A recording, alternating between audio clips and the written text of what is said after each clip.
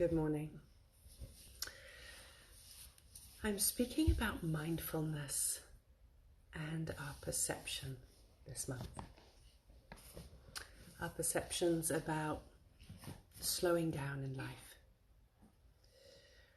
I have the pleasure of dropping my girls off at school every morning, that I get to walk them to school, which is a wonderful gift.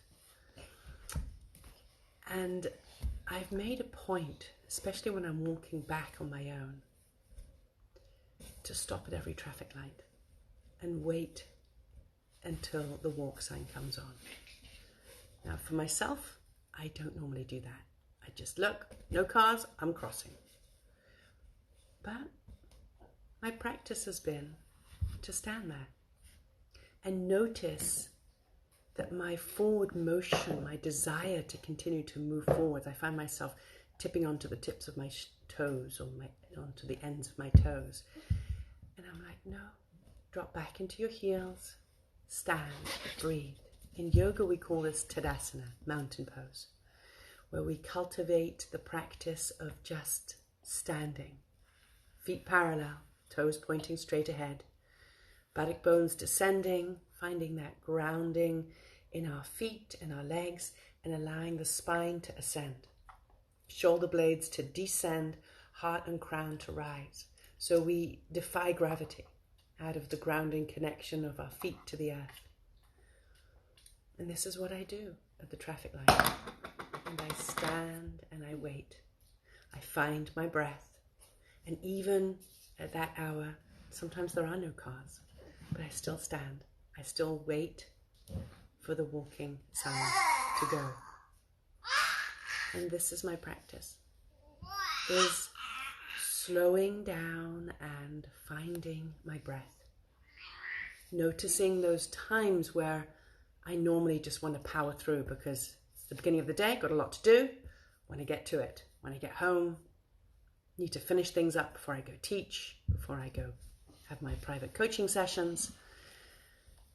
But no, shifting my perception of time, allowing myself to be more present to the knowledge that I have all the time in the world.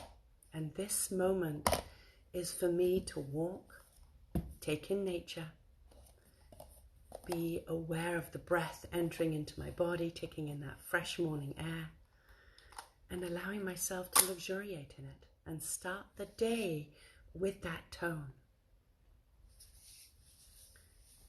To keep ourselves in balance, we really do need to be present to nature. It behooves us to be present to nature, to take it in. And Celia has joined us from Australia, and she posts the most beautiful pictures of nature. She clearly luxuriates in it, enjoys it, and it's so wonderful to be on her Facebook feeds and her Instagram feeds because I get to see how present she is to the world and how she takes it in and shares the beauty that she sees in all the nature pictures that she shares. I love it. Thank you, Sylvie. So finding that presence. The other day when I dropped the girls off, there was another father who had stopped in his path to take in watching the cardinal birds that are local to here in Connecticut, these red cardinals. And it was really nice to just stand still with a fellow human being and just observe the birds. And when I left, I said, thank you, that was really lovely. Because we're so fast-paced that we don't take in the beauty that's around us, the wealth, the abundance that's around us. So however you slow down, I invite you to continue that. Expand upon it in any ways that you feel called to. Take a moment to look around Be mindful as to where your consciousness wants to push through, your intellect wants to push through, and where you can slow down a little more.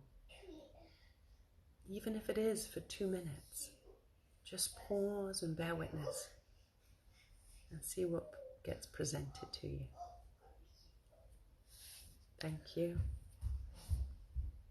Namaste. Blessings. Bye. Unicorn. Unicorn. Let's eat a unicorn. Bye. Bye. Bye. Bye. There you go. And bye. Oh, another And unicorn bye. and an owl. There you go. And a Bye. penguin. And a penguin.